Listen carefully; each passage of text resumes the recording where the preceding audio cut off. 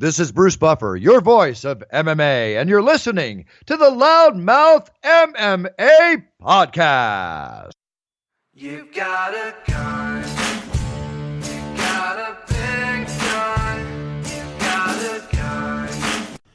All right, guys, and welcome back to another episode of the LoudMouth MMA Podcast. I'm your host, Kyle Steele. Joining me today, as always, is Mr. Sean Ihaz. Hello, Sean. How you doing? And Mr. Tony Fignano. Hello, Tony. Hi, how's it going? Look at that. See, listen, I hate introductions, but they are a necessary evil. Because, you know what I mean? I don't know.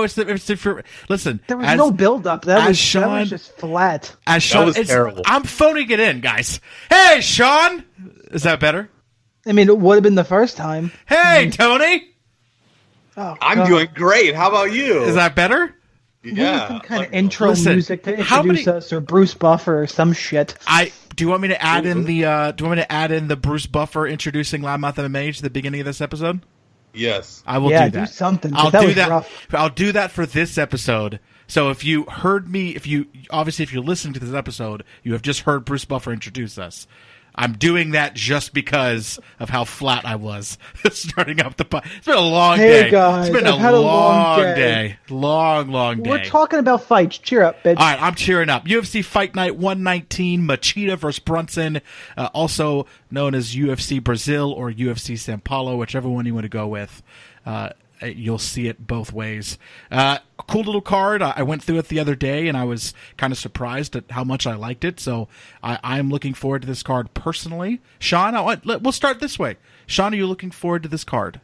I'm looking forward to the card from a watching MMA perspective, Sure. and there's some good bets to be made from DraftKings. Is not your first time listening. That's my focus. It is a clusterfuck over there. Sure. Because there's so many close fights. There's not a ton of value. It's weird. There's not a ton of value below 7,500. And everybody in that mid-range, there's so many. Like, we've talked about a few times in the podcast about drawing hard lines, and I'm going to try to. Yeah. But there's so many fights that just... I'm really struggling. There's so many razor-thin fights. You got Santos Hermanson. Yeah. That's Price, kind of Luke A. There's so many. I feel very, very, I feel the same way. Tony, are you looking forward to this card? Just as a fight fan, I'm like fucking stoked about this. We got Thiago Santos. Like, it's just like hitters like up and down.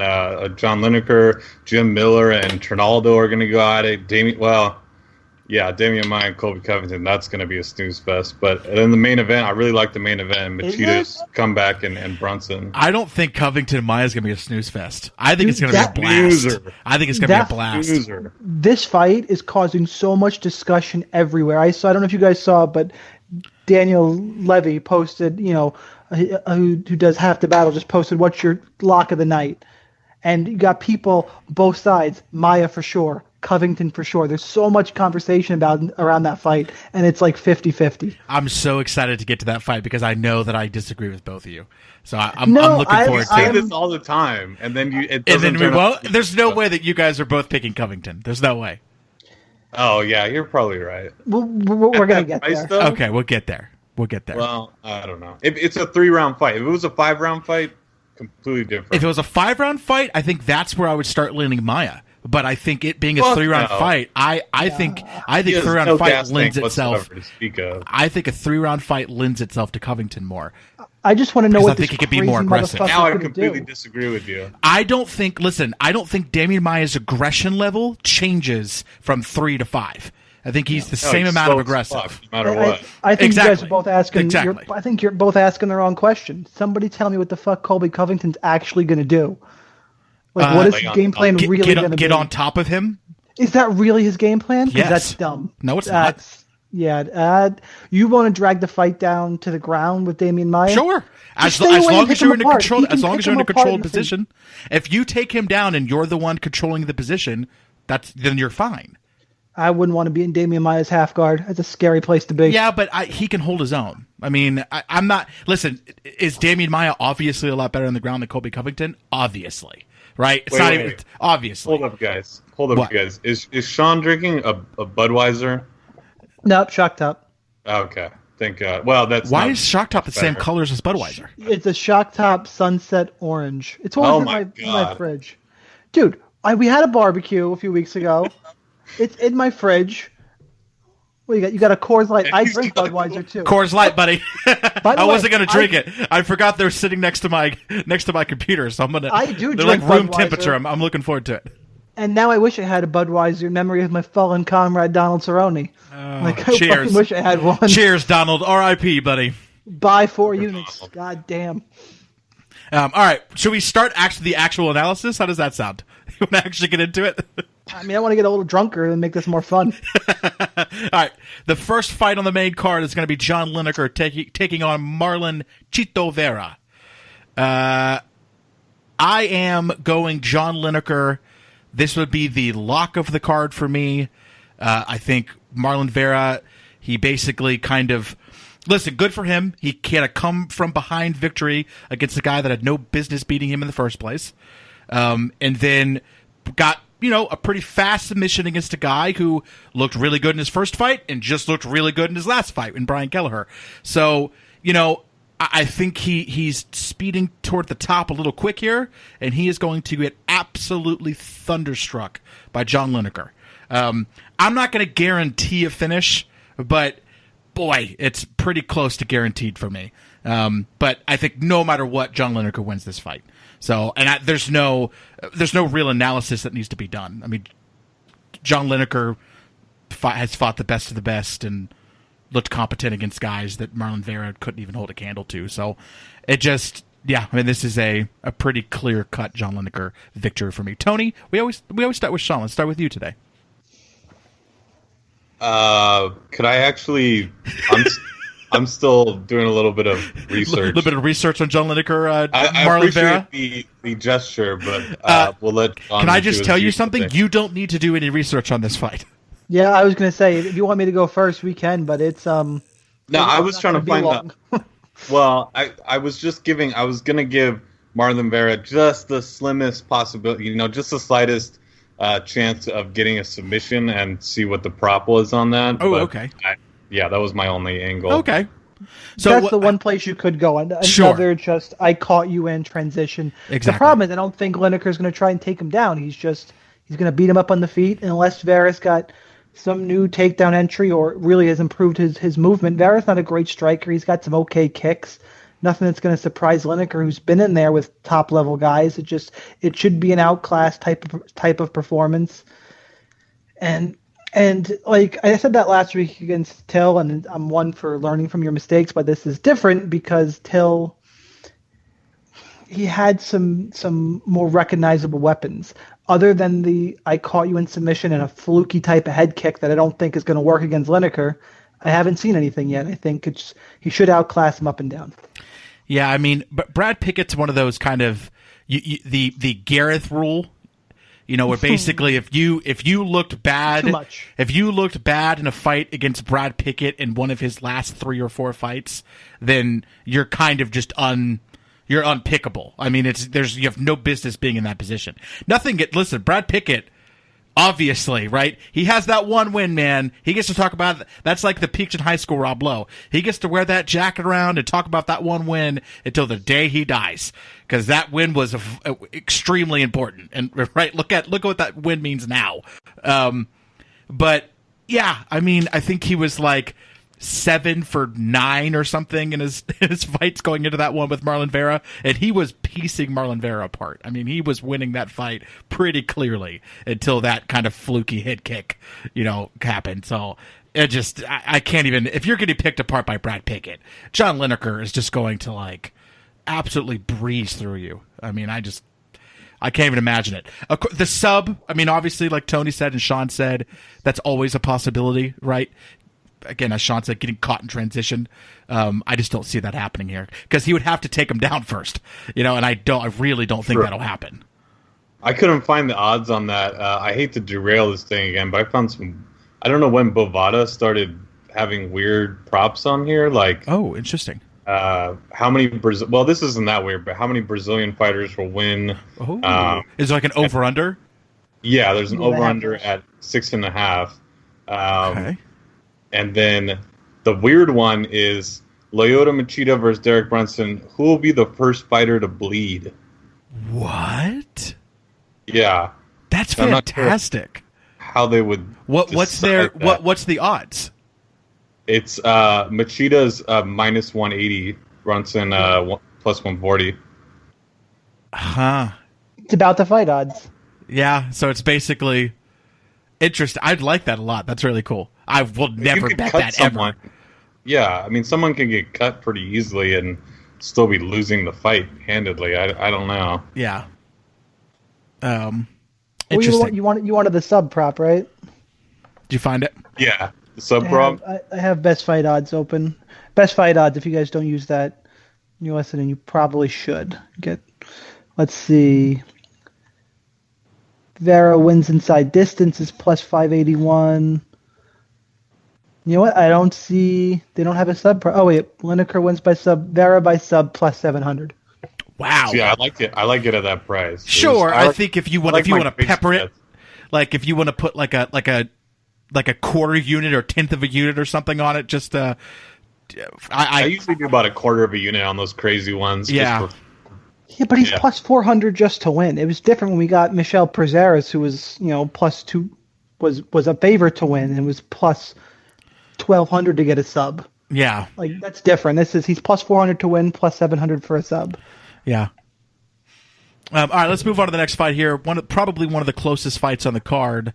It's giving me nightmares. Nightmares. Yeah, we have Thiago Santos taking on Jack Hermanson. I'm going to pick Santos here, but I'm not picking it with any type of, intensity. I don't have a strong read on this one. I just think again, you kind of talk about that. I know you got to be careful with the strength of schedule, but it just seems like again Santos has been in there with guys that just.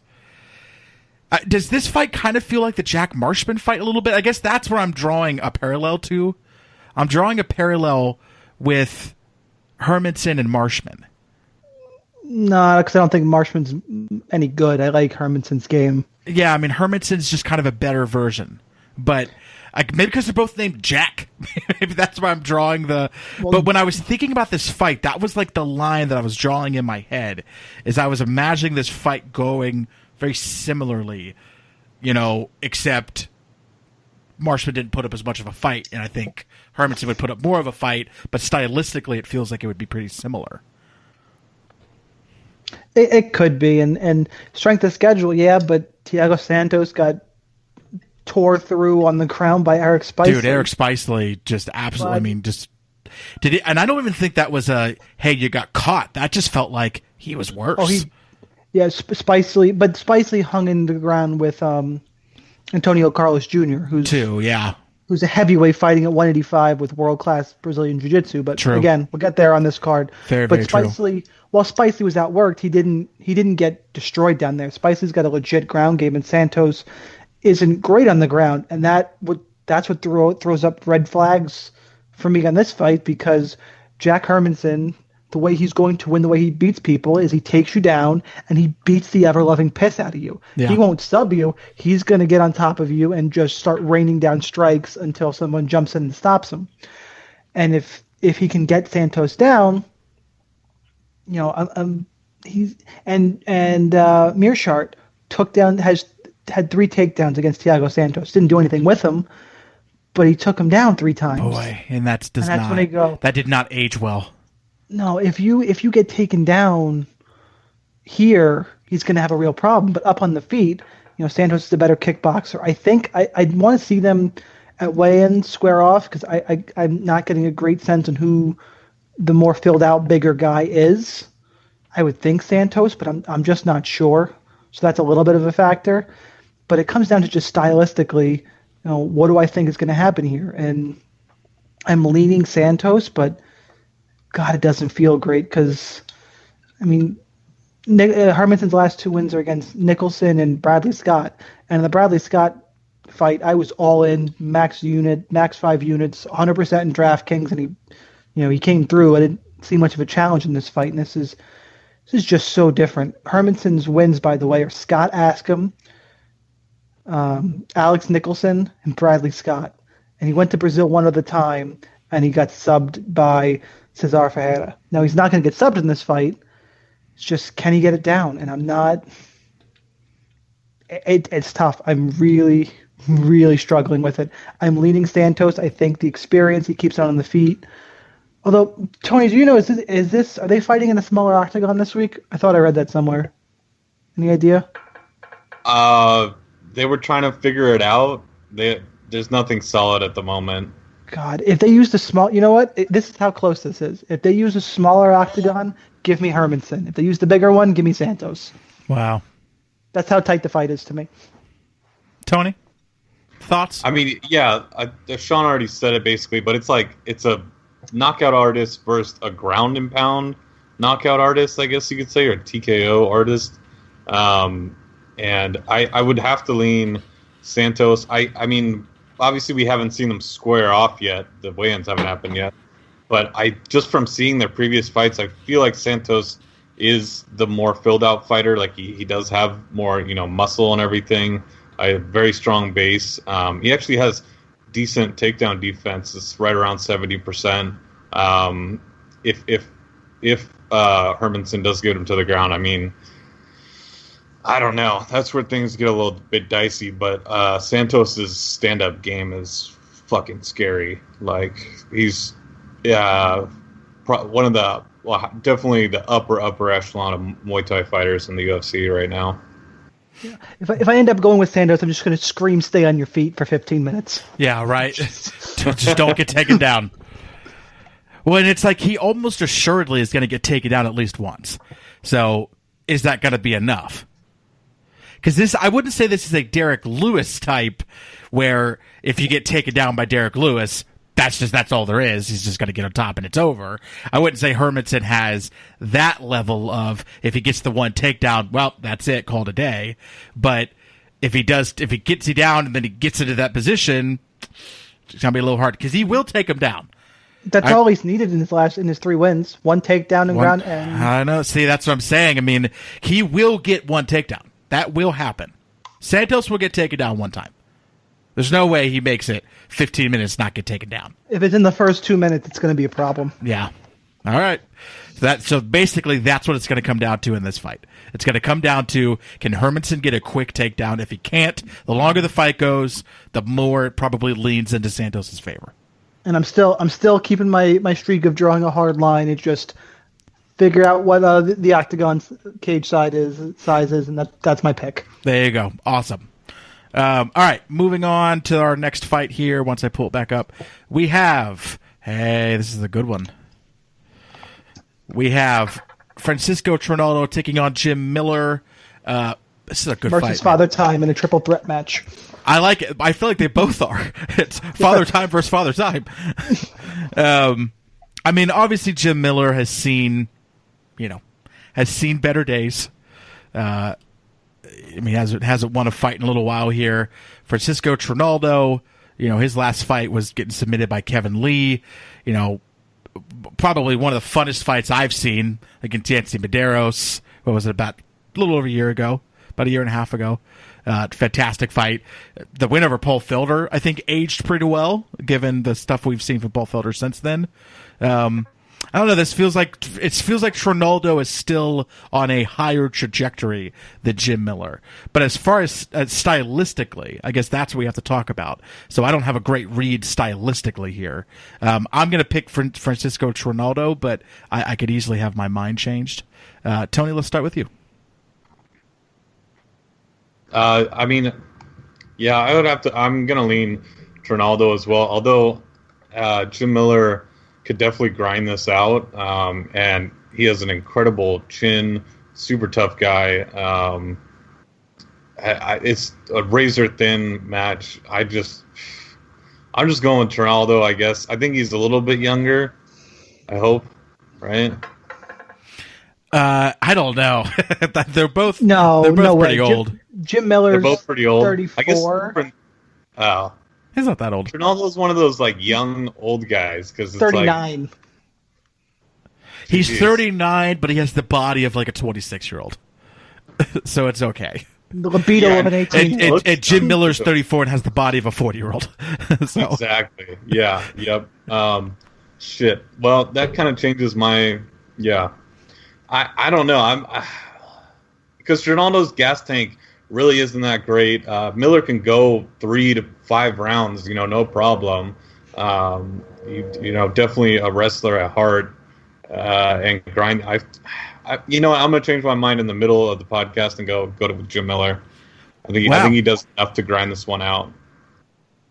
Weird. It's not weird, but it's given the information. I'm intrigued that you switched over to Ronaldo so easily. Well, he's 39. Ronaldo, Yes, yeah. sir. But yeah, as a 38-year-old, he beat Paul Felder. He landed 117 strikes from Yancy Medeiros. Granted, he almost got knocked out in that fight, but he clawed back from that and put on a hell of a fight. I mean, he's beat Ross Pearson. I mean, his last few fights. You love to shit on Ross Pearson. Sure, but this was also Ross Pearson not that long ago. This is Ross Pearson less than 2 years ago. But I mean, the win streak he put together. I mean, these are the guys he's lost to, other than Holman. Tibiao, Michael Chiesa, and Kevin Lee. Those are the guys he's lost to. And then he also lost to Holman. He had a 7-fight winning streak against Leonardo Silva, some guy I've never heard of, Norman Park, Chad Laprise, Ross Pearson, Yancy Medeiros, and Paul Felder before, going up against Kevin Lee. But Kevin Lee just, you know what I mean? Just fought for the title, essentially. So you can't really hold that too much against him there. So I don't know. I just think Trinaldo's in such a better place here. It seems like Jim Miller is kind of a shell, and Trinaldo still seems like he's fine.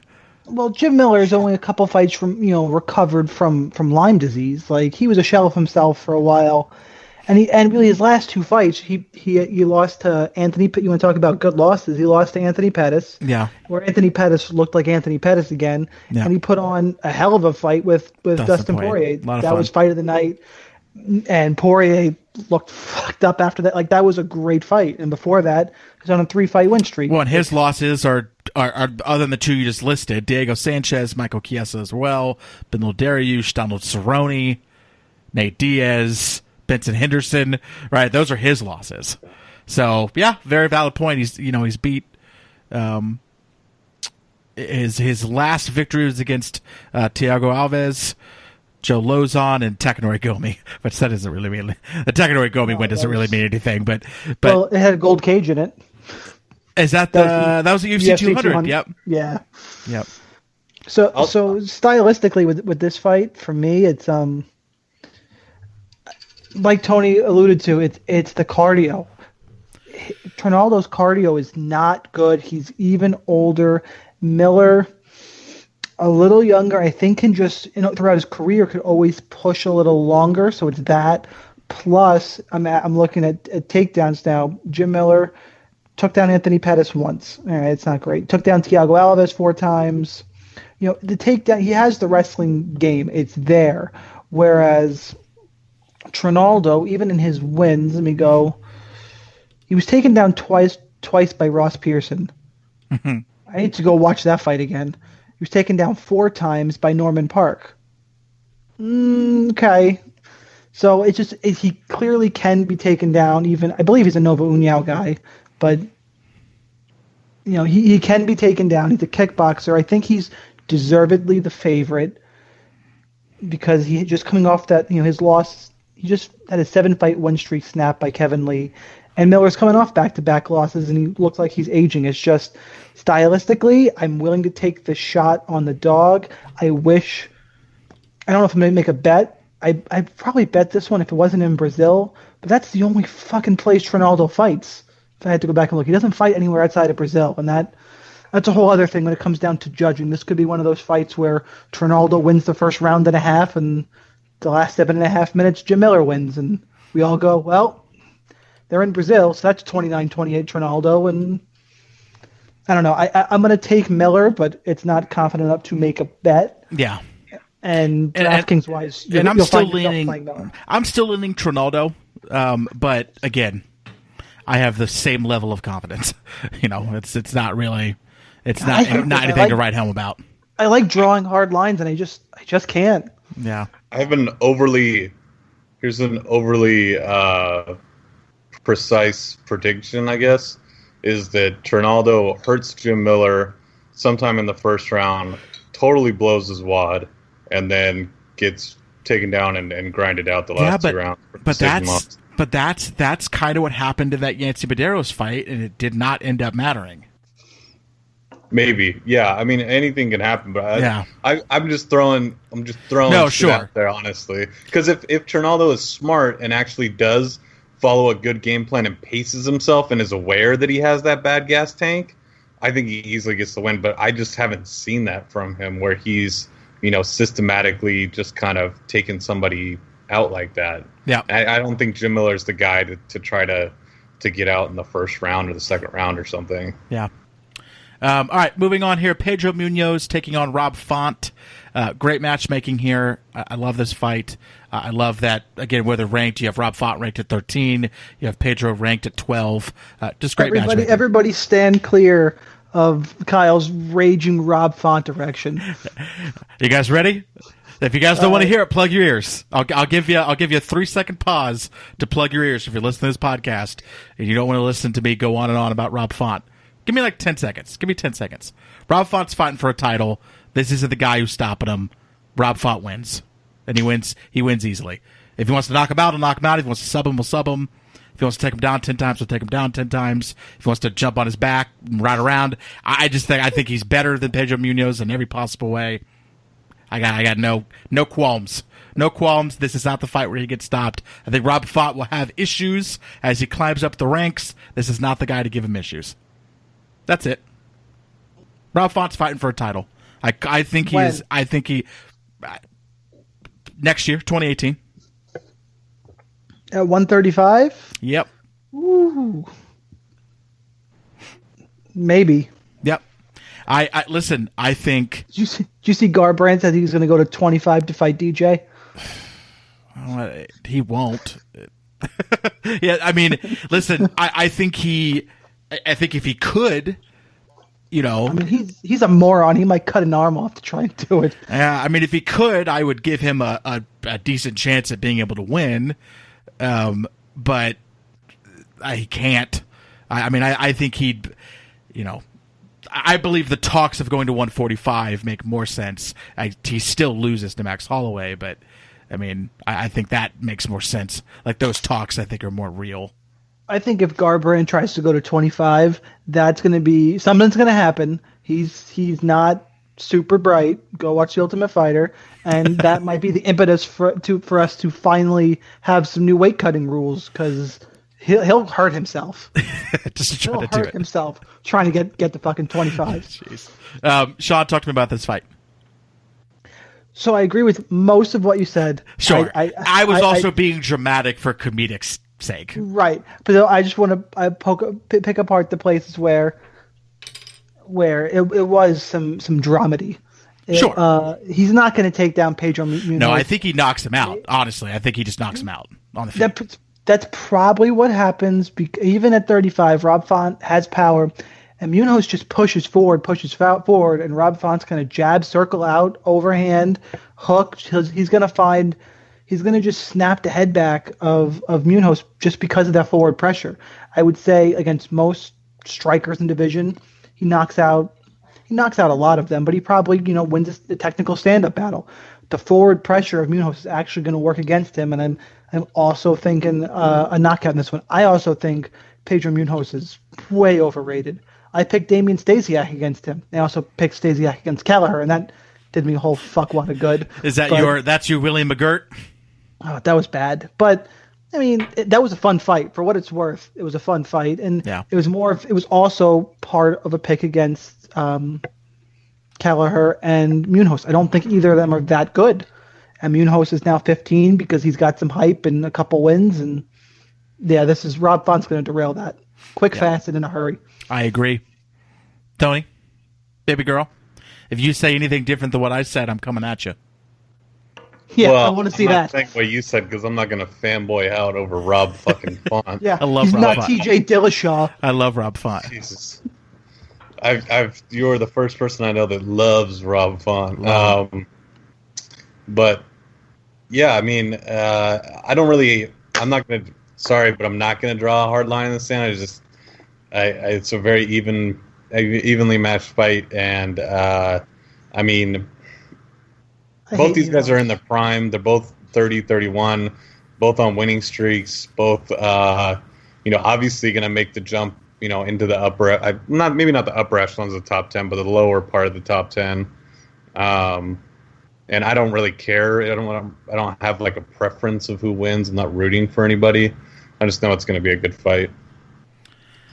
Is that wishy-washy enough for you? A little bit. I mean, I feel like, I don't know. We'll see. We'll reevaluate. We'll reevaluate your connection to LoudMouth MMA moving forward. But we'll at least get through this episode and we'll reevaluate. We'll reevaluate moving forward. All right, moving on. Asshole. I don't think he's kidding. Up to our co-main event, we have Damian Maia taking on Colby Covington. We talked about this fight for a little while. Listen, at the end of the day, let me give my. I tend to be dramatic because it's more interesting. Okay, so let me remove the little fourth wall hat. Let everyone know. A lot of times I'm very dramatic with my picks because, like I said, that's more interesting. At the end of the day, I think for anyone to have a really clear read on Damian Maia, Colby Covington, I think you might be lying to yourself a little bit. If you, that's everyone has a read on this. It's crazy. And I think anyone who's truly, like legitimately going, I am for sure this, or I am for sure this. You're either doing what we normally do, what I normally do, which is I'm just kind of drawing a hard line for the sake of drawing a hard line, or you're just completely lying to yourself. Because at the end of the day, right, you don't know what losing your shot at a title does to a guy like Damian Maia, right? You don't know. He also, even in victories, his takedowns are so awkward. It seems like people are picking up on how to stop him, right? Even Jorge Masvidal, I mean, really was able to get away from a lot of that stuff. And Colby Covington, as far as ring IQ of keeping, Jorge Masvidal has great ring IQ. He really does. I'm not like bad-mouthing his ring IQ. But as far as just the ability to stop takedowns and understanding what to do when that happens, like Colby Covington is kind of a step up, as far in that department. And I mean, how many takedowns did Tyron Woodley just stuff?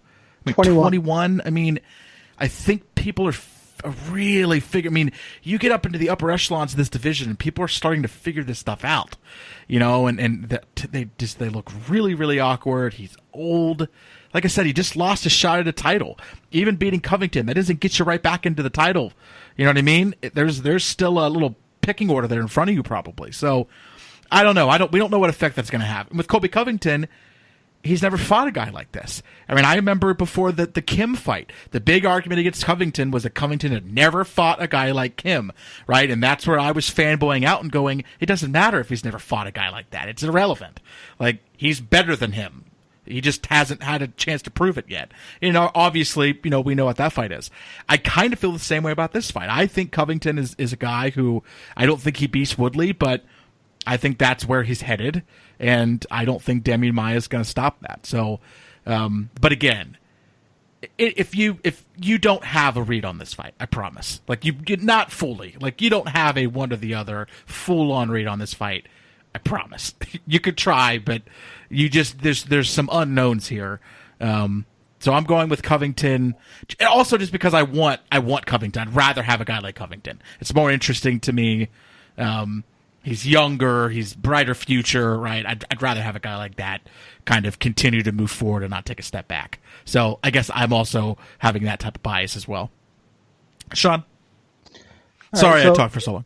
No, it's good points, and let me try and help some of you out there and either shed some of your, like, I know how this fight's going to go, or help you understand why some people feel that way. As delicately as I can put this, Colby Covington's persona, his persona is fucking obnoxious, and I hope his persona, not him, his persona, fucking dies in Brazil. I hope it gets like just murdered in the back The alley. problem is he's a lot of people find him to be so boring that the only way anyone's going to talk about him is, God, I hate this guy. He's so annoying. I hate this shtick. He's talking shtick. He's doing his shtick with Darren Till, who's like, oh, he's no longer a fucking nobody. He's just a nobody. The dude's got like 5 times as many followers as you. Right. Are you kidding me? Like, That's you funny. read it. So people hate him, and that's he's doing it on purpose. He's playing the heel. Good for him. I get what he's doing. You have to, as best as you can, separate yourself, your analysis from that. And it just gets real tricky where while Maya's stand-up has improved, I think Colby's, which also isn't that good, it's BJJ versus wrestling. They're both, but it's mixed martial arts. They both have some stand-up. I think Covington's might be marginally better. I want to know what his game plan is. I think I said this in the open. Is he going to go out and try and take down Maya in the first 90 seconds when they're dry, and then that's Maya's world. I know he could be in a dominant position. Do you really? You hear the cat. I hear the cat. Tony, have you been on an episode with the cat? I'm pretty sure you have. Do you get back to this? Do you really want to go down there in the first 90 seconds and risk getting subbed? Like Damian Maya off his back and in half guard, it's a problem.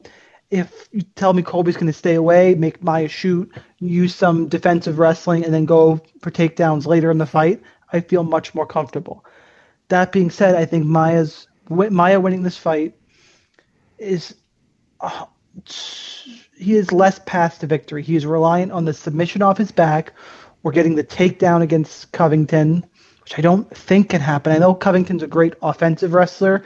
I'm kind of assuming some of his defensive wrestling skills, but I mean, he's an D1 All-American. I would assume they're there, and that's why I'm leaning Covington. I know the concern Covington with Covington too. I was going to say, and you started to hit on this. The concern with Covington is that some of that, aggressive offensive wrestling that he has could, and this is what you're alluding to, could absolutely work against him. I mean, because he goes out in the first 60 seconds, gets a takedown, but lands in a bad position. Well, Damian Maya's either swept you or taken your neck or taking your arm home with him, and we're done. Yeah. But I think that's Maya's reliant on that to win. So just because Covington has more paths to victory, I find myself leaning Colby Covington, which I know is not where you thought I was going. Yeah, I did not. I do think he's a little overrated, and I love Damian Maya. It's also a little bit of the intangibles of he's 39, he's not getting another title shot. That was it. That Woodley fight was it. Is he going to retire after this? He might retire. Yeah, and if you go into a fight thinking I'm done, that's it. If you go into that cage thinking you're done, you're probably fucking done. Against a guy like Colby Covington, especially, man, a guy that's that hungry, that young, that powerful, you can't go in there any less than 100%. So I'm going to pick Covington and pray he doesn't go for a takedown in the first 60 seconds. Tony, Finiato. Yeah, I think you guys hit on all the good points here. I would say, we don't know what Covington's game plan is. If he's going to use his wrestling to try to stave off, I guess his wrestling defense to stave off Maya's grappling and keep it standing. I mean, then we're entering like a whole nother fight basically. But then if he's going to use his wrestling and take it down to the mat. I feel like there's a chance he could get caught. Like you guys were talking about, he could be trying to be aggressive and get caught with something. But like I alluded to earlier, I mean, if this was 5 rounds, I'm going with Covington for sure because of the gas tank of Maya is just awful. And every 5-round fight I've seen Maya in, he's been terrible. Not to be, I'm not to hate on the guy. I mean, I got you. Great talent. But I was also surprised by the line. I don't know about you guys, but he opens up like somewhat. I think he was a favorite versus Tyron Woodley, right? Yeah, it was close. Or opened up as it was favorite. pretty close. when the lines open, I think he might have been a favorite, and now Covington's like plus or minus 120. No, Maya opens the plus 160 dog. So yeah, that just What? So wait a minute. Is he right now? He is disfavored against Covington. Yeah, it opened. Wow. Well, it opened. I didn't know that. I haven't open looked. like that too. I haven't looked at any odds or DraftKings, so I have no idea where this stands. When you open up DraftKings, just trying to have a seizure. Is it crazy? The craziness? pricing is sharp. It's good for DraftKings, but it's sharp pricing. They were smart it's with hard it. to make it. It's hard to make a team you feel good about. Is John Lineker the most expensive person? Yes. Fuck. And I was really hoping that would be more underrated. Nope. And then Antonio Carlos Jr. and then Yeah, Zaleski I was gonna say Santos. Carlos Jr. is gonna be my next one, so never mind. I might pick Griffin. We'll get to that fight. We'll get to that fight. Staying on this fight though, at least, I'm definitely going to take. I'm taking Covington, and it like Sean said, more past the victory. He could wrestle Maya and avoid the submission for 3 rounds, and get that decision.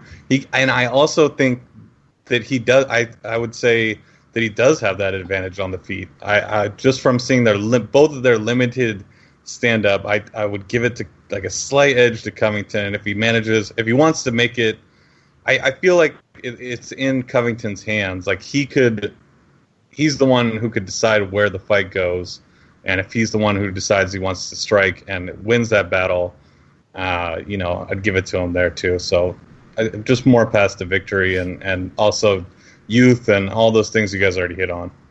Yeah, what's the one, as you were talking, I thought if Maya has another path to victory, I mean, it's still sub-dependent, but if at some point a sweep or he gets a takedown somehow or just something funky happens, have we ever seen Colby Covington on his back? Wrestlers on their back just tend to just freak the fuck out. And I don't know if he'll know what to do if Damian Maya ends up in a dominant position. Like it could be real bad real quick. It could only take a second. But I guess that's most Maya fights. They're just kind of thinking out loud. I don't think I've seen Covington on his back. Huh. And I wouldn't test it against Damian Maya. No, I wouldn't either. All right, main event here. Let's try to wrap this one up in 3 minutes. That puts us at 45, and then we'll spend 15 minutes going through the prelims. So let's make this one quick, because honestly, I don't really think there's much to talk about here.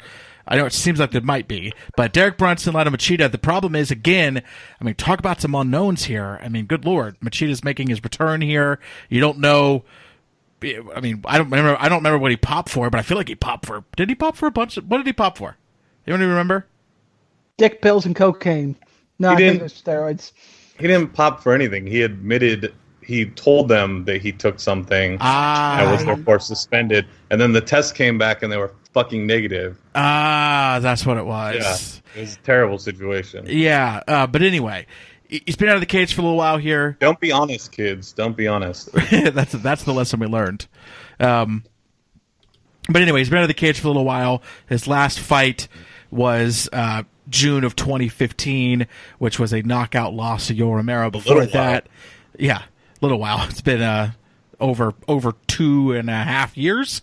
It's been 2.5 years, basically, just about, under. But anyway, his last fight, he got knocked out by Yoel Romero. Before that, he got submitted by Luke Rockhold. Then you're going back in 2014. Obviously, he fought for the title, but lost, but fought for the title. It's just, it's been. I don't know. This is one of those things. There's some unknowns here. I will say this is the perfect opponent to make a return against, because Derek Brunson, while he does have the power there, he has the worst ring IQ, I think, in that division at this point. His ring IQ is just horrendous. And if you need any evidence of that, go ahead and go watch that Robert Whittaker fight again. Good Lord. He looked like a moron. So now he's already talked about it. He was trying to chase it. Obviously, he looked much safer when he was going against Anderson Silva in a fight that he lost. But I think we all no, he didn't. We all are pretty aware that he won that fight. But yeah, a lot of unknowns here. That's all I got. A lot of unknowns. I'm picking Derek Brunson, but a lot of unknowns. Dude, Doesn't matter. Tony, you go first. I don't Lead care. us up, fearless leader. Jesus. I thought it looked yeah. like Tony was about to start talking, so that's why I just was giving him the floor. Sorry if I didn't mean to jump in line here, but I would completely disagree with you. I'm picking Lyoto Machida. That's fine. But yeah, I mean, idiot. What part do you completely disagree with? I don't care if you're picking Machida. I don't feel very strongly about Brunson. Do you disagree that there's a lot of unknowns? No, I don't disagree with that at all. Okay. There are a lot of unknowns. What we do know is that Derek Brunson has no defense whatsoever to speak of. No And likes to defense, stick awful ring his IQ. Yeah, and he likes to stick his chin in the air. He likes to have his chin just prime target. He should have a tattoo that just leads up to his neck. Yeah, it's an arrow. With an arrow, because Agreed. he just likes to stick that fucking chin out there. And if you do that versus Machida, I don't care if he's been out of the game for 2.5 years. I know that he was training his older little brother for his fights over in Bellator. Didn't he lose though? He did lose, but he looked pretty good before he got subbed by Who was Conor that? McGregor Mini. Yeah, it was James Gallagher. Yeah. Yeah.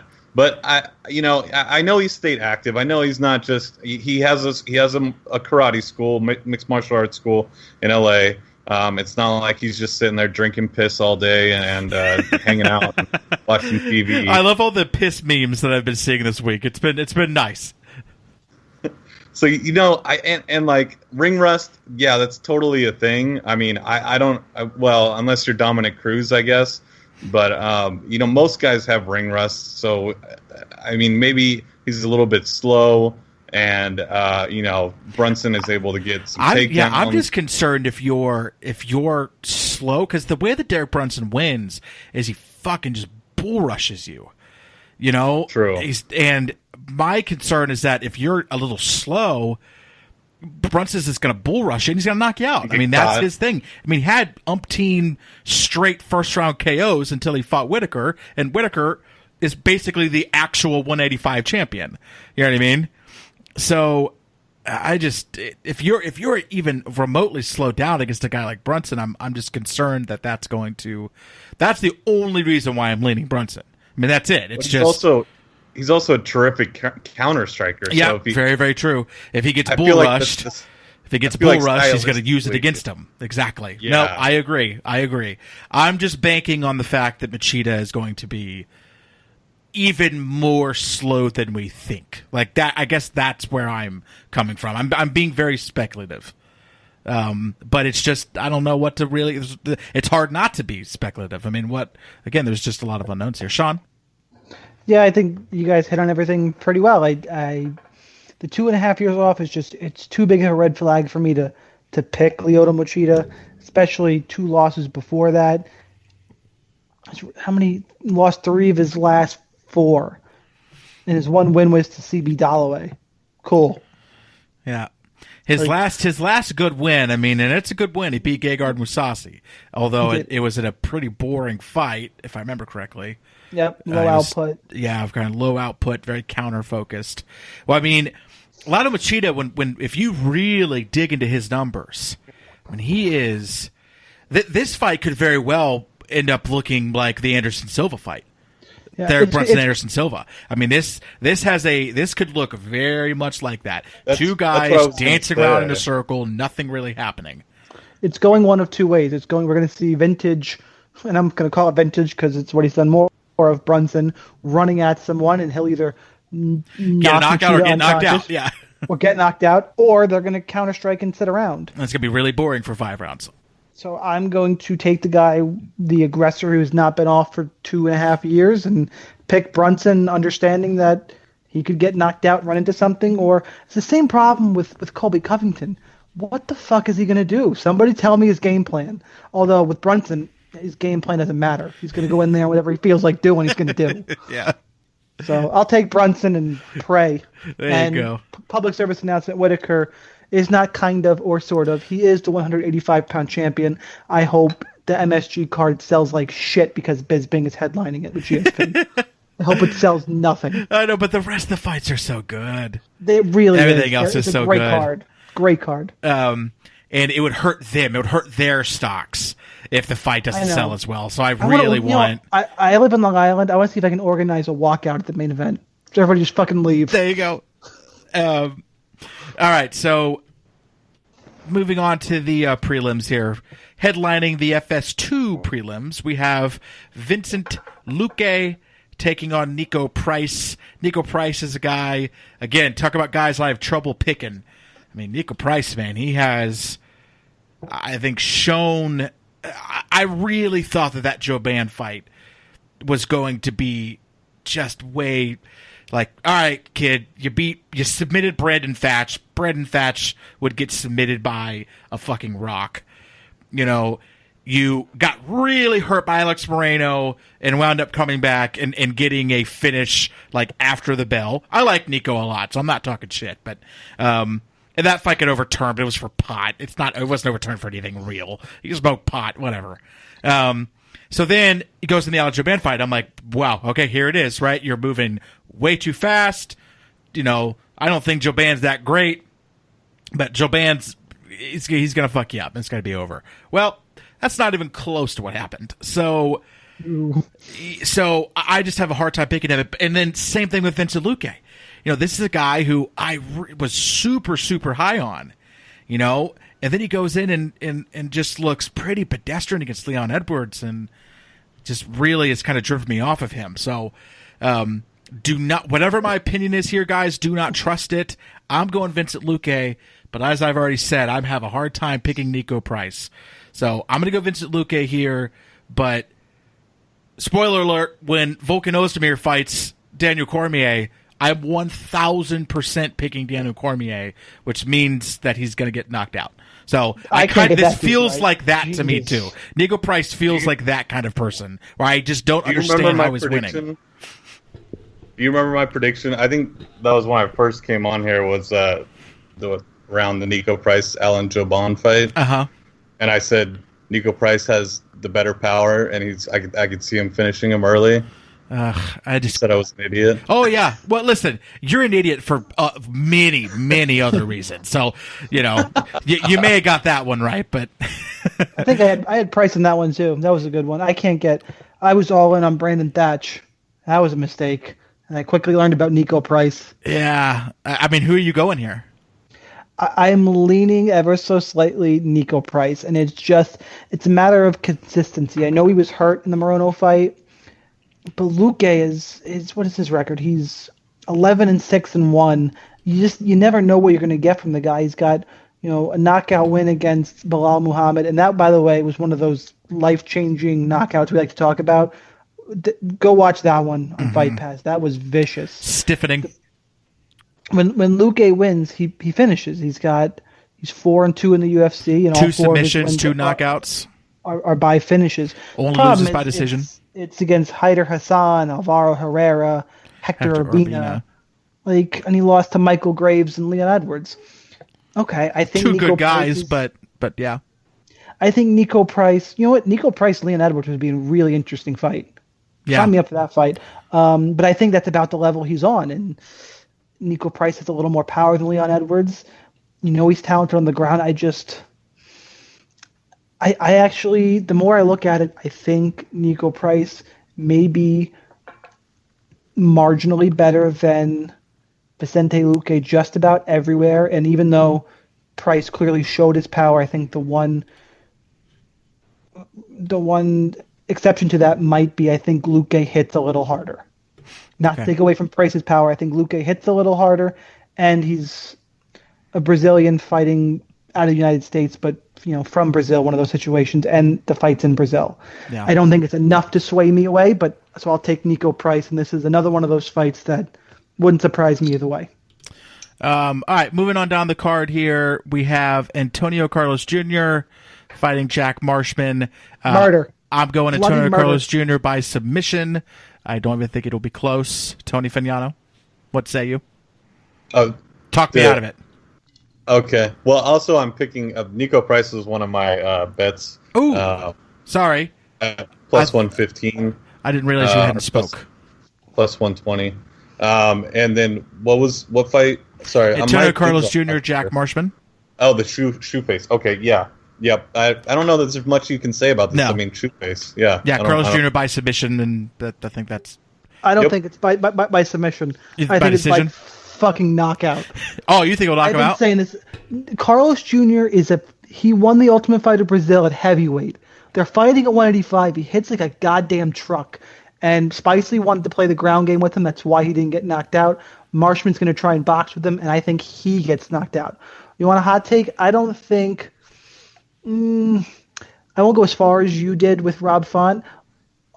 Antonio Carlos Jr. is in a title eliminator fight in 2018. I don't know if he's going to win it, but he's going to have a shot to fight, to be the guy. Yeah, I mean, I feel like I need a fighter to fanboy out over on this card. I don't have one. I don't have anybody, and there's really not a whole lot left. You want to fan out about Colombo? No, definitely not. All right, let's move on down the card. Hecron Diaz taking on Jared Gordon. This is good. I think this is great matchmaking. This is going to be a really fun fight. Boy, again, I have no real pick here. I think I'm going to go with Jared Gordon. I don't know. What are the odds on this fight? Jared Gordon's a pretty decent favorite. Is he really? Okay, so I wasn't sure. Minus 180, I think. Yeah, I mean, I'm going to go Jared Gordon here. I mean, I don't think Jared Gordon is where Cub Swanson or Andre Feely is, but I mean, I don't know. Something's telling me Jared Gordon here. Something's telling me Jared Gordon, and something's telling me that I think he can finish this. I know that Hecron Diaz has a tendency to be able to grind stuff out to decisions and stuff, but I think Jared Gordon can finish this. I'm seeing a TKO. Here you go. Just because you are, even we know MMA math doesn't work, but it's worth looking at history, and it's something interesting that we always go through on the podcast, and that I like doing personally. Some people are against it. I like it. You're gonna go lost to Nick Lentz? There you go, your boy. Your human. You say lost to Nick Lentz? He was taken down 4 times by Nick Lentz. That's it. That's it. You're done forever. You get taken down by Nick Lentz 4 times. That's it. You got nothing. No future. He did take down a Yuri Alcantara 5 times before that. Beat Darren Elkins by decision when Darren Elkins was Darren Elkins. Yeah, it's going to be. I think it's just a matter of youth and takedowns. I just like Gordon's fighting style. I like that he looks for grappling, and I've never been super high on Hecron Diaz, so I'm never going to pick him, even though I get that it's a close fight.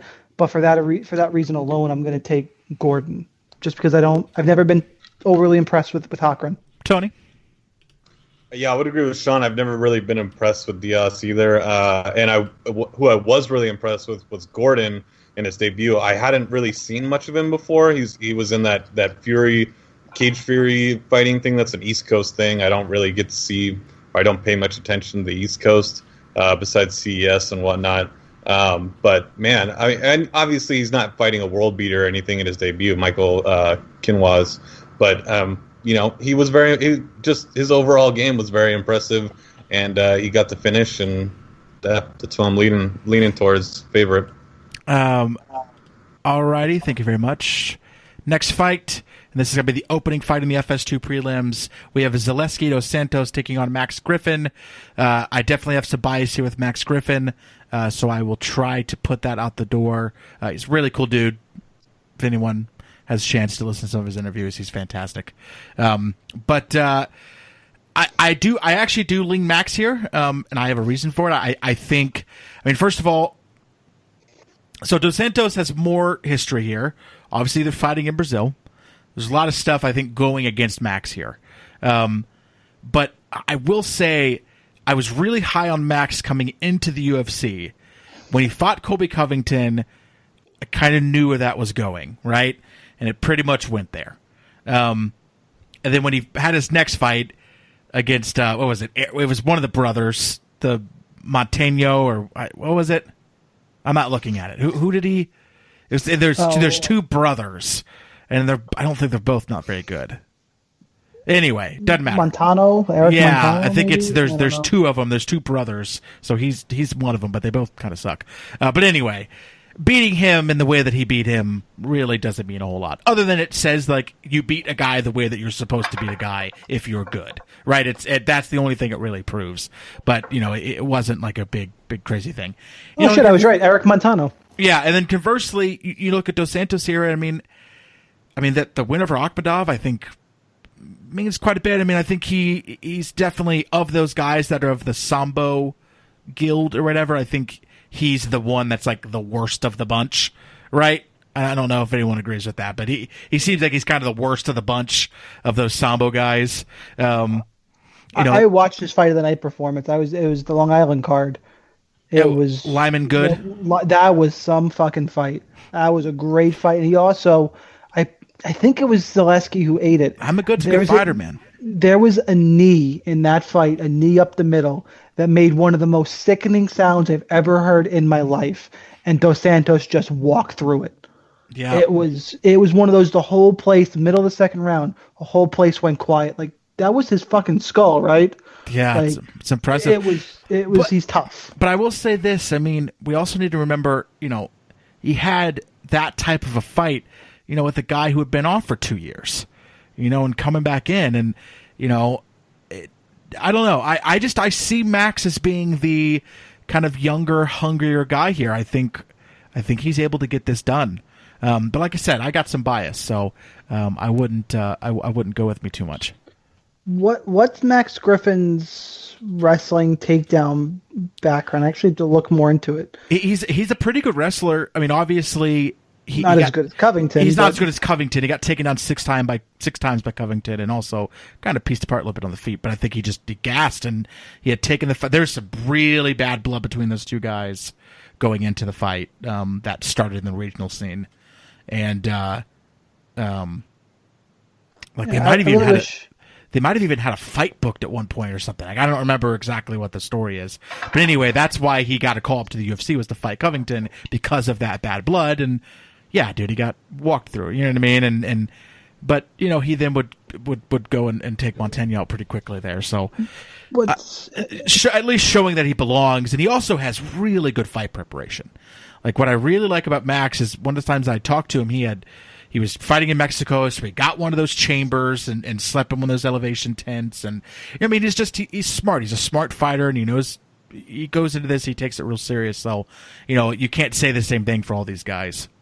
I wish I knew. Again, if only we knew game plans. I need to look more into his wrestling. And Tony, if you didn't know any more about his takedown ability, it'd be really interested, because I just talked to Max on Saturday too on the Fight Companion. I should have just asked him, like, what is your game plan? I might have. I'll fast forward. I'll tell you the time to fast forward to. You can listen to me talking to him, because we talk about the fight briefly, but I don't remember what he said. Because that's where Zaleski is vulnerable. He was taken down 6 times by Nicholas Dalby. I'm going to repeat that.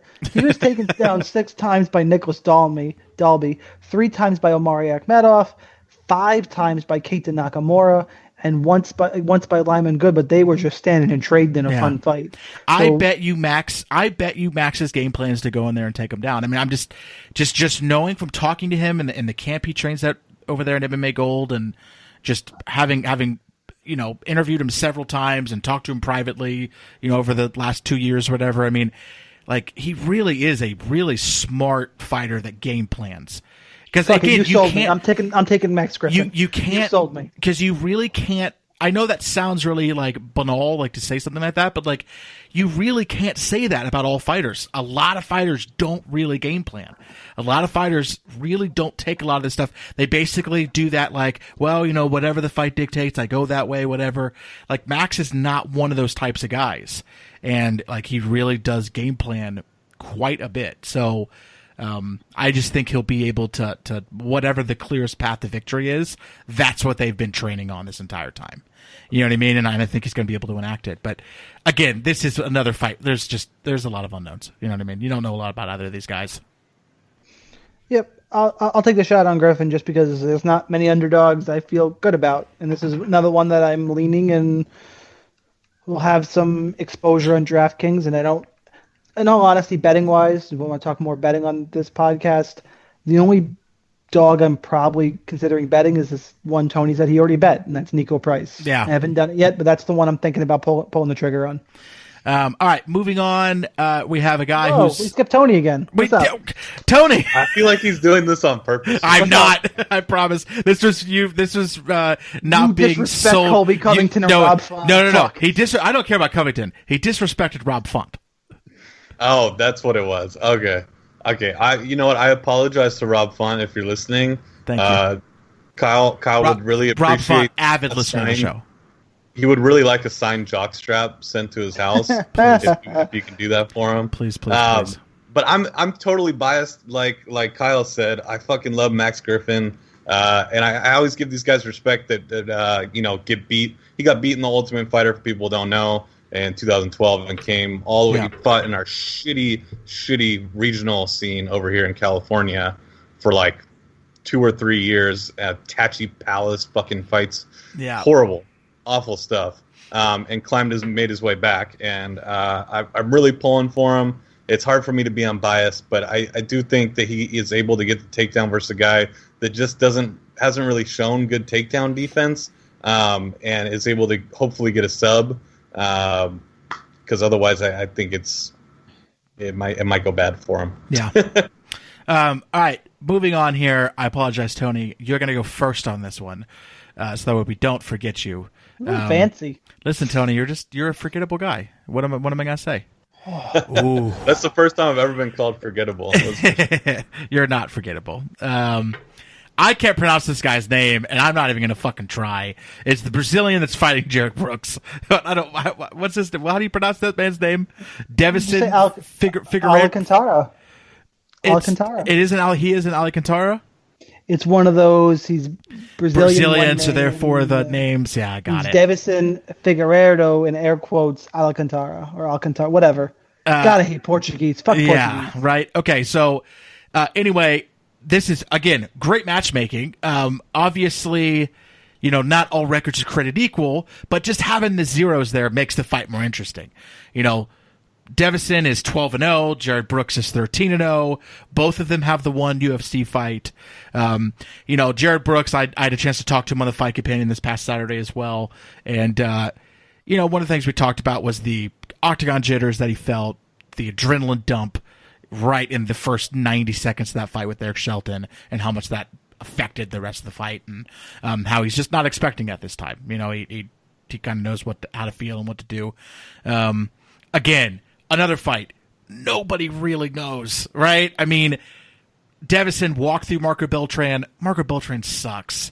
Jared Brooks had a really close fight with a guy in Eric Shelton who really has proven I don't want to say he hasn't been very good, but Eric Shelton just has a propensity to get in these really close fights and then lose them, right? There's not a whole lot there.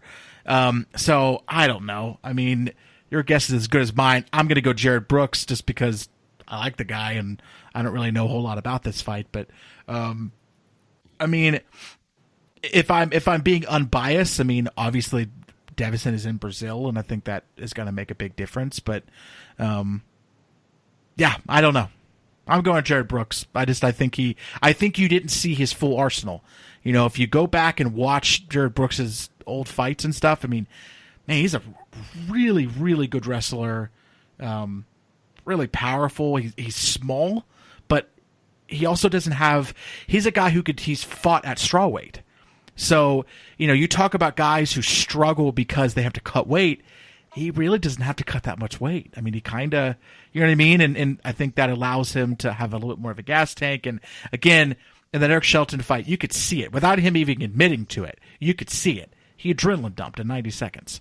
I mean, it was pretty clear that that's what happened. And he was still able to win the fight. And so, yeah, I'm going to go Jared Brooks, but this is a really close fight. And I think if he wins this, then, that'll prove something to a lot of people. So, especially in Brazil. Tony. We're going to start with you. I mean, with a super close fight like this, one that's possibly going to go to a decision, you always have that... Lean the guy who's at home. Yeah, the Brazilian thing is just... I don't know. Are we calling him Diaco or are we just going with Alcantara? I've been calling him Devison because I think that's his name. Okay. Well, Yeah, these Fuck guys that. have We'll call fucking him names. DFA. Let's call him DFA. Yeah, Beltran does suck, but I mean, I don't want to completely write off a guy's win. He was able to beat the brakes off of Beltran and force the doctor's stoppage, I believe it was. And he's a finisher. Almost all of his wins have been in the first round or the second round. And I think there is something to the point that Jared Brooks would be considered, a natural 125er. He probably walks around pretty close to that weight, and doesn't have to deal with a lot of the nasty stuff that people cutting weight have to deal with. And he does have that wrestling base, so that's why I'm going to lean towards Brooks, just because the wrestling. I think he gets it done. I don't think it's going to be a terribly exciting fight. But I think it will put Brooks, on the map, I guess you could say, at least on the radar. You know what's crazy about Jared, man? He's 24 years old. His debut professional fight was in 2014. His debut amateur fight was in 2010. He's undefeated at amateur. So he's 24, had his first amateur fight 7 years ago. Undefeated as an amateur, and then undefeated so far as a professional. And even if wins are getting handed to you, which I don't think this is an instance of that. I mean, he fought in Pancrase in 2016, and he knocked out a guy who was 7-0. And that was at, I believe, that one was at strawweight. So, but he's also fought. Let me look. He's also fought at bantamweight and won. He's fought at strawweight, bantamweight, and flyweight, and again, all winning. So what I like about Jared Brooks is that he's been fighting for a while. And talking to him, he said he was fighting kind of underground in little smoker stuff when he was 15 years old. So I mean, he's just like, born and raised for this kind of thing. So I like going with those types of guys.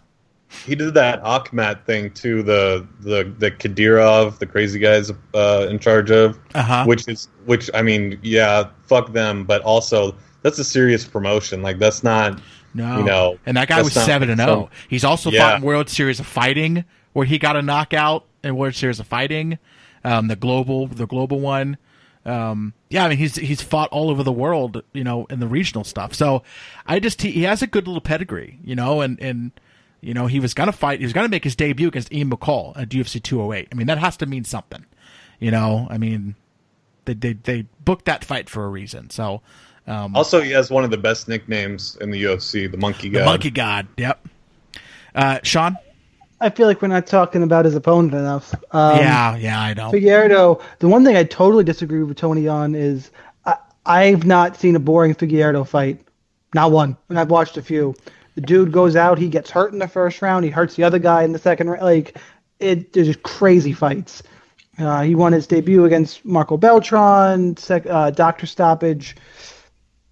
He does enough. He's very rarely in a boring fight, and it's so close. This is where I'm struggling with this one. I feel like this fight's gonna burn me on DraftKings pretty bad because I think the fight, I wouldn't bet it at all because the fight is closer than the odds. The odds right now, Brooks is a minus 175 favorite, and Figueiredo is plus 155. I think it's closer than that, and the prices on DraftKings are way apart, and I just naturally find myself towards the Brazilian because he's live in this fight. But I think Brooks is probably a little better, probably gets a couple takedowns. It's just, this dude's fights never go as planned. There's just something crazy happens. Yeah. And as they're both. I think they're both undefeated. Someone's got to take the first loss here.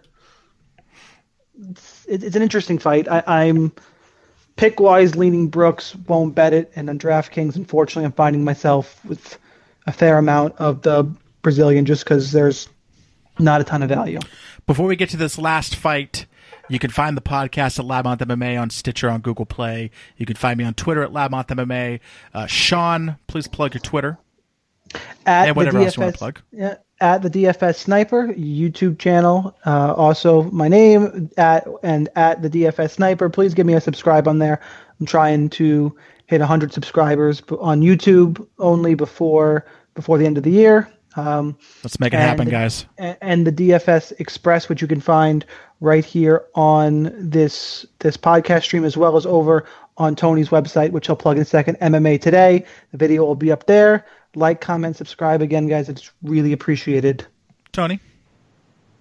Twitter at Big Tone MMA, website MMA-today.com, and our YouTube channel is starting to blow up. We had an exclusive video with Kane talking about John Jones that everybody's using, and then also there was a really good Kane Velasquez. Sorry, yeah.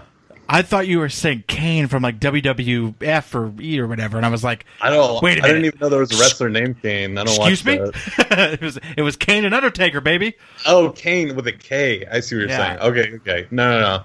And then also we had a guy Kevin Wilson do a really good breakdown of the Brunson Machida fight with like a bunch of gifs and stuff that I probably should have read before this episode. Yeah, that would have made a lot of sense. So, yeah. All right, let's talk about our first fight on the UFC prelims, the last fight that we are talking about. Do we have to? Marcelo Golm, who is 5-0, taking on Christian Colombo. I don't care who is fighting Christian Colombo. I'm picking that person. I'm going Golm. I haven't looked into it, but I don't really care. Christian Colombo is god awful. So Colombo or Gareth McClellan, go. Ooh, boy, Gareth. But Gareth is no longer in the UFC, so I mean, even with the 80-pound difference, it doesn't matter. It doesn't matter. I mean, yeah, Colombo's terrible. Christian Colombo was brought in here to lose. Like Colombo had a draw with Joris Danho. Danho. He had a draw against Danho. Okay. Is he the only person in history to get late finished by Luis Henrique? That was the ugliest armbar I've ever seen. Like, Luis Henrique has historically bad cardio. Like, right? Like, that's his whole thing. His whole thing is that he has no cardio. Like, zero cardio. And got a late finish. Like, just, come on now. Get out of here. Christian Colombo's terrible. It doesn't, to use this analogy again, if he was fighting a fucking pile of leaves, like, I'd pick the pile of leaves by TKO. I mean, it's just, whatever. I don't even know who this guy is. I don't know. Maybe I should look into it more, obviously. No, you're about right. I mean, talk to me. Does anyone know anything about the guy? I should actually do, like, real research. What I'm saying is not real research. I mean, talk to me about his opponent. His opponent is 5-0. He's the 23rd ranked heavyweight out of Brazil. I just caught that. Oh no! Ooh. Oh my goodness! But all 5 of his wins are by first round knockout. He's never been longer than 4 minutes, 4:33 in his first fight. Oh no! Is Christian Colombo gonna win? Oh god! The guys of his records. Tapology doesn't even have records for 4 of them, and the last one was 1 and 2. Oh no! Oh no! Christian Colombo's gonna win. Nope, I'm still taking Marcelo Golm. I'm still taking Golm. It doesn't matter. It doesn't matter to me. Christian Colombo's terrible. By the way.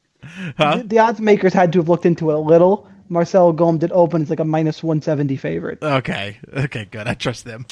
And I won't sink any money into Christian Colombo. No. Although I'll talk about it on the DFS Express. I might have a couple shares of Colombo now that I said it out loud because no one's going to play him. Fucking nobody. Yeah. And they are heavyweights. So, Tony? God damn it. Am I going to get fired if I don't make a pick here? You have to make a pick. I have to. Okay. I'm gonna TKO. Just to be divisive, go Colombo? I'm just going to pick Colombo just to go against you guys.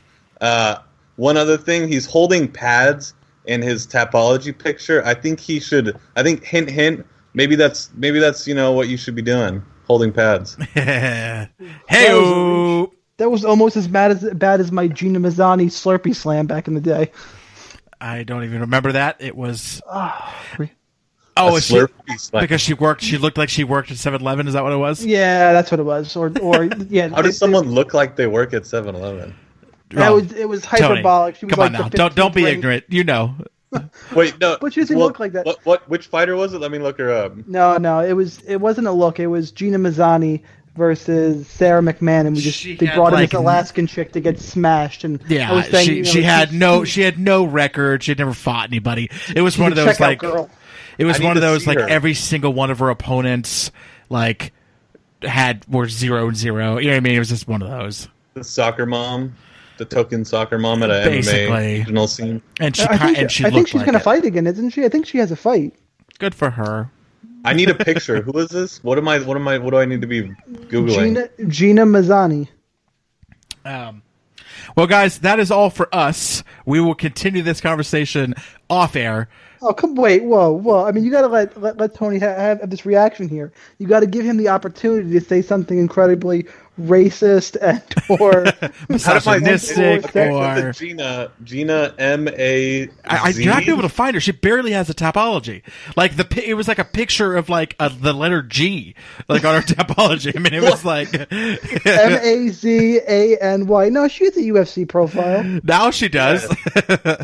Stop being mean to her. Oh my god, she does look like she works at 7-Eleven. There it is. She looks like trailer trash. She well, no offense to her. I mean, I hope she's no not. offense to people that work at 7-Eleven. She probably beat the shit out of me, but goddamn, that is or just your local gas station. You know, yeah, man. Hop in there at 2:00 in the morning. There she is. This chick looking back at you. There she is, greasy haired. She's fighting on the China card that's gonna make me stay up 70 hours trying to tape study all these fucking people I don't know. Is it Yanan Wu? Yeah, we're probably that might be one of the episodes where we skip a breakdown. Because I remember looking at that fight card and going, "What are we going to talk about?" Like, I mean, we could talk about Gina Mazzani's Slurpee preference. All right, let's get the hell out of here. This episode's going on for fucking ever. See you guys. See you next week.